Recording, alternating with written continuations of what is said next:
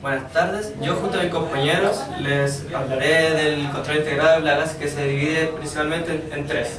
El primero es el control natural, que es cualquier condición ambiental que controla poblaciones de plagas y que no puede ser alterada excesivamente por el hombre. Los tres principales factores son el clima, la topografía, los enemigos naturales, que son principalmente depredadores y parasitoides. En Chile, por ejemplo, la mariposa blanca, las crucíferas, es controlada de manera natural por ciertas avispas.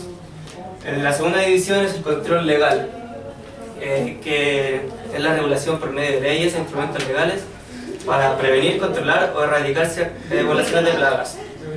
En Chile hay una resolución que establece el control obligatorio de la polilla minadora de los cítricos, la cual es una plaga cuarentenaria dentro del país. El organismo encargado de la regulación es el Servicio Agrícola Ganadero, y que esta institución da permisos y realiza inspecciones de importación y exportación para evitar el ingreso o la salida de plagas cuarentenarias. El siguiente control es el aplicado artificial, que se basa principalmente en el actuar del hombre para alterar radicalmente el ambiente de la plaga. El control aplicado artificial se divide en 4 puntos diferentes que posteriormente explicaremos. En este caso me tocó explicar el control cultural, que es la reducción de población de plagas por medio de prácticas de cultivo, es decir, hacer que los agroecosistemas sean desfavorables para los tipos de plagas. Esto involucra perfeccionar prácticas de manejo, mejorando el cultivo y al mismo tiempo controlando las plagas. En grandes rasgos, esto implica modificar labores o evitar otras, sin aplicar procedimientos tan sofisticados. Lo que son medidas de controles, vamos a hablar algunas como la remoción y destrucción de residuos de cosecha, que es reducir todo foco de infección. Ejemplo, la eliminación en casos frutales, eliminación de todo fruto para evitar, por ejemplo, así la polilla de la manzana o también la polilla oriental de los frutales. En el caso de la hortaliza, evitamos polilla de la papa y también del tomate, y en granos de cosecha anteriores para evitar las plagas de cereales almacenados. El otro punto de fechas de siembra y o cosecha, que esto ayuda a escapar del ataque de plagas. Por ejemplo, en la cosecha temprana de porotos verdes o granados, escapamos de la polilla del frijol. Por otro lado, también está la siembra temprana del trigo, que es contra pulgones, y la cosecha y la siembra temprana del maíz, que escapa de todo lo que es el gusano del maíz, del choclo y el barrenador. El tercer punto, que es la rotación de cultivos, es la sucesión de plantas en el predio, que estas pueden dejar sin alimentación a las plagas, especialmente en insectos hologafos, univoltivos, perennes y con dificultad de movilidad en algunos estados de desarrollo. Esto consiste en incorporar cultivos no hospedantes para las plagas, para que posteriormente no puedan destruir el cultivo siguiente. Y como cuarto punto están los cultivos trampa, que son los que son incorporados al predio para que sean atrayentes por las plagas, para que se concentren aquí y así poder controlar fácilmente de una manera más concentrada. Y continuando con el control cultural, tenemos la resistencia en plantas, que es que los cultivares resistentes hereditariamente son más resistentes que otros cultivares comunes al ataque de plagas. Todo esto bajo condiciones de campo comparables. Esto se debe a factores químicos, físicos y biológicos. Tenemos 3 subdivisiones en la resistencia en plantas, que la primera es la anticerosis, que es la característica del hospedante y respuesta del insecto. Esto evita que el insecto use al hospedante para oviponer u alimentarse. La antibiosis es el efecto adverso sobre la biología de la plaga debido a compuestos químicos presentes en el hospedante. Y la tolerancia es la capacidad del hospedante para crecer, reproducirse y reparar algún daño de una manifestación similar a la que daña otro cultivar susceptible. Tenemos el otro punto, que es la poda y raleo, que corresponde a labores que permiten remover y destruir partes o eliminar toda la planta infectada por plagas. Además de vigorizar los cultivos y de favorecer la atmósfera exacta para el insecto. Esto es un ejemplo de los trips, que son fotosensibles. El otro punto, tenemos la ubicación de cultivos, que implica la elección de suelo y considerar los cultivos adyacentes, ya sea bordes de potrero, revisar el historial previo para evitar posibles colonizaciones de nuevas plagas. Bueno, a continuación yo les hablaré sobre el control mecánico y físico, que para nuestro esquema hemos decidido trabajarlo de forma conjunta, ya que ambos se trasladan. Este control consiste en la eliminación de población plaga por medios que afectan directamente a esta o al medio ambiente donde ellos habitan.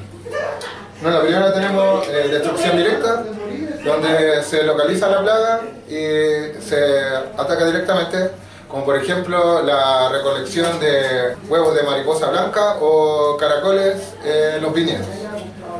También tenemos barreras físicas. Las barreras físicas sirven para proteger el tronco de los árboles, ya sea con mallas metálicas o plásticas, para evitar ser roídas por liebres o conejos.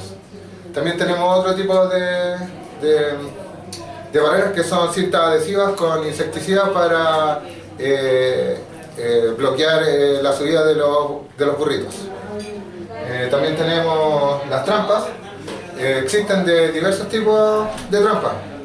Las más utilizadas que conocemos son las coloreadas, para controlar áfidos y moscas del Mediterráneo, por ejemplo. También tenemos los cartones coarrugados, que sirven para controlar polillas de manzana, y las luces de color ultravioleta o azul. Otro método también que tenemos es la temperatura, que depende mucho del tiempo de exposición a esta. Por ejemplo, de 43 a 46 grados mueren algunos insectos, pero no todos. Ya sobre 60 existe una gran muerte. Esto estamos hablando con altas temperaturas. Esto se trabaja ya directamente con el suelo, con vapor o también con fuego, con quemas. Otra forma también de temperatura vendría siendo el frío, que esto es más post cosecha y es menos efectivo que el calor. También tenemos la humedad. La humedad se trabaja más o menos a 12% para los granos almacenados. Con esto podemos evitar o controlar a los brucos. También tenemos otro método, las radiaciones. Las radiaciones también se trabajan post cosecha y son con rayos gamma. Se dice que no existe daño o afecta a los alimentos. Y el último que tenemos es el sonido, para controlar aves y ratas. Ok, yo les voy a hablar acerca del control biológico. El control biológico puede referirse como la reducción de poblaciones plaga en base a organismos vivos gracias a la estimulación del ser humano. Es esta estimulación del ser humano lo que lo diferencia del control natural. Las bases ecológicas del control biológico son tres. La primera es que toda especie plaga posee algún enemigo natural. La segunda es que en Chile la gran mayoría de las especies dañinas agrícolamente son especies introducidas, con un porcentaje cercano al 75%. Y la tercera base es que estas especies, al ser introducidas, carecen de un enemigo natural y debe ser el control biológico el que deba restaurar el equilibrio. Las estrategias para el control biológico son el control biológico clásico, que consiste en la búsqueda de enemigos naturales para la plaga, en la crianza, en un periodo de investigación y de observación, un periodo cuarentenario, y luego en un periodo de crianza y liberación en grandes cantidades de estos depredadores. El segundo es el control biológico aumentado, que consiste en la liberación de grandes cantidades de entomófagos, ya sea entomófagos que sean recolectados o comprados o cualquier motivo. Y por último tenemos la conservación de los agentes de control biológico de la zona, nativos. Que esto se logra en base a la utilización de menos pesticidas y el control de las zonas nativas. Dentro de los agentes de control biológico podemos encontrar agentes parasitoides, que generalmente son del orden díptero y himenóptero, especies depredadoras, entre las que destacan los coleópteros, además de microorganismos como el Bacillus turgensis y muchas especies de hongos. El ejemplo más claro que podemos mencionar respecto al control biológico es el que se produce de los áfidos, pulgones, chinitas y conchuelas, que produce la chinita, un coleóptero bastante conocido. Las ventajas que posee el control biológico es que si es efectivo, posee una permanencia en el tiempo muy amplia. Y las desventajas son que para establecerlo requiere mucho tiempo y no garantiza el 100% de efectividad.